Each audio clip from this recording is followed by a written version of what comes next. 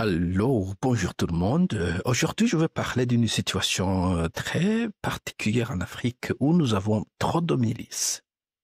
Et il est vrai que peut-être on a aussi des milices en Amérique latine, peut-être en Asie ou dans le Moyen-Orient, mais en Afrique, c'est très alarmant. Nous avons des milices qui sont armées jusqu'aux dents, des milices qui font donc le même boulot que la police ou les forces armées. Mais ce qui est inquiétant, c'est que donc ces milices-là agissent toujours au-delà des frontières de leurs possibilités. Par exemple, pendant le génocide du Rwanda en 1994, vous allez entendre beaucoup parler des Interahamwe, beaucoup plus que l'armée nationale ou la police nationale. Et c'est la même chose si vous allez au Burundi, par exemple. Nous avons un Youth League, on appelle ça les jeunes, c'est pas une bonne raccourci de la jeunesse du parti au pouvoir.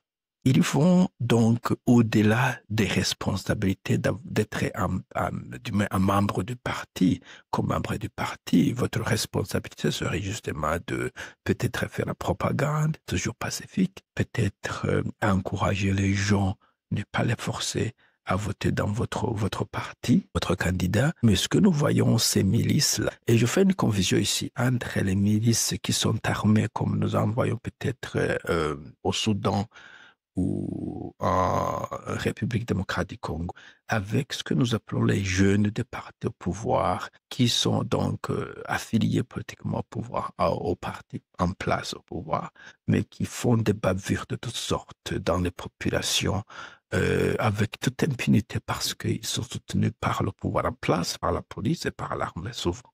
Mais malheureusement, ils n'ont pas eu le même entraînement, la même formation, que ce soit la formation technique, comment donc manipuler peut-être les armes à feu, comment manipuler une situation qui va en dehors de votre contrôle, mais aussi ils n'ont pas eu de formation civique parce que après tout, mais toujours quelques droits. Quand bien même vous n'êtes pas d'accord, quand bien même ils ont fait un crime, ils ont toujours un droit. Si vous appréhendez quelqu'un ou quelqu'une parce que une raison ou une autre, il y a toujours des droits qui sont régis par la Constitution, peut-être le droit de se taire jusqu'à ce qu'il y ait un avocat, le droit d'appeler sa famille, et peut-être le droit à la nourriture, la vie en principe. Mais les miliciens agissent en dehors de ces lois parce que, en réalité, bien, elles ne le connaissent pas, puisque pour la plupart des cas, ce sont des gens illettrés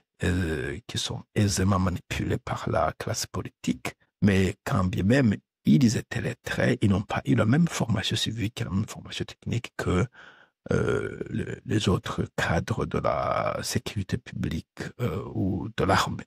Alors, pour moi, c'est une question très inquiétante. Je crois que l'Afrique doit se réveiller.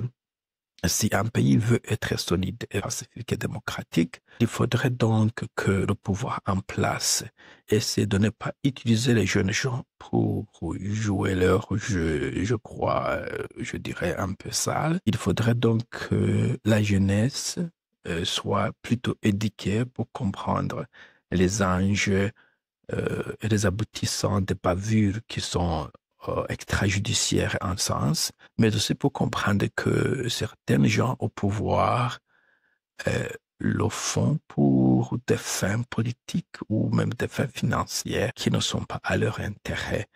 Raison pour laquelle, par exemple, si vous allez dans la plupart de ces milices, il n'y a pas de jeunes gens qui sont donc de la classe politique et pour la plupart des enfants des paysans de la classe moyenne, alors que les gens des grands dirigeants, les enfants des grands dirigeants se sont rendus en Europe. Les universités privées, publiques, c'est pas en Europe en tout cas, ou à l'Occident en général, ou dans des académies militaires de renom.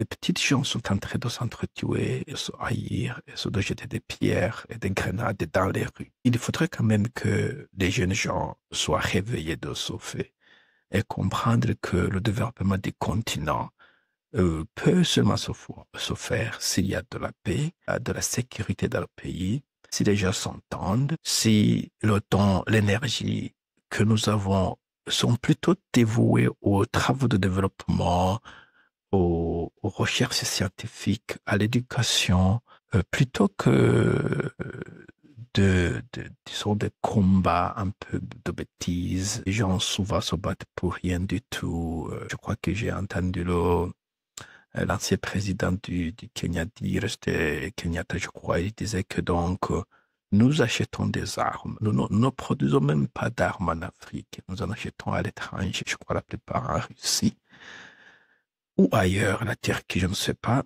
Et nous ne produisons même pas ça, nous achetons ça, et c'est pas pour un ennemi à la frontière. C'est pas pour protéger l'intégrité du territoire.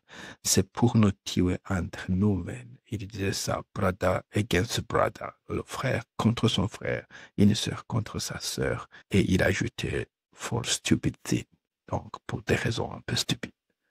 Et à moins que nous avancions jusqu'à ce niveau-là, il y aura toujours des problèmes en Afrique.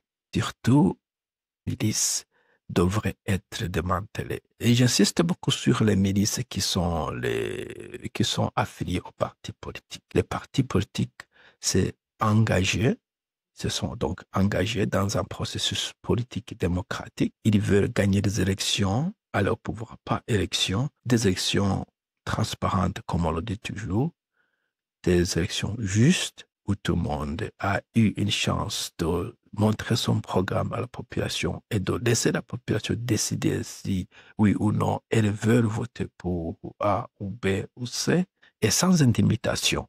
Mais ces milices-là, c'est pour intimider les gens. Si vous n'acceptez pas leurs mots, ils vont vous intimider, ils vont vous harceler. Et j'ai même entendu déjà où un parti politique quelconque a organisé une campagne électorale dans une cité ou un village quelque part.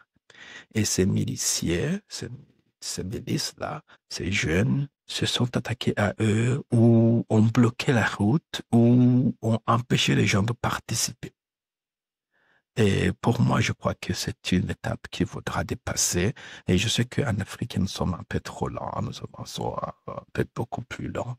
Mais il est temps quand même qu'on commence à agir d'une manière beaucoup plus démocratique. Il est temps qu'on commence à penser à des activités économiques de développement. Il est temps qu'on commence à penser à un continent paisible où les urnes parlent et pas toujours les armes. Et je crois qu'il est temps. Je sais que souvent, lorsque je parle de ces choses, des gens qui viennent avec beaucoup d'objections, que non, même l'Europe a commencé comme ça. Non, l'Europe n'a pas commencé comme ça.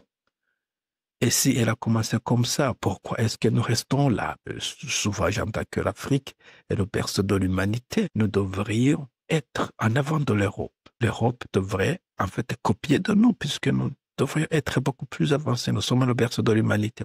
Mais jusqu'à ce c'est une blague et ça ne vaut même pas la peine. La peine maintenant, c'est de voir qu'il y a quelques pays qui sont paisibles, pays en Europe et en Amérique, Australie, Nouvelle-Zélande, le Japon. On peut toujours copier ces méthodes, on peut toujours copier leur savoir-faire et essayer de voir une Afrique. C'est très ridicule ce qui se passe pour aujourd'hui, où lorsqu'on parle de l'Afrique, tout le monde voit des tribus qui se déchirent l'une contre l'autre et pour des raisons souvent futures. Voilà. Alors, si vous avez des commentaires, vous êtes le bienvenu. Bonne journée. Au revoir.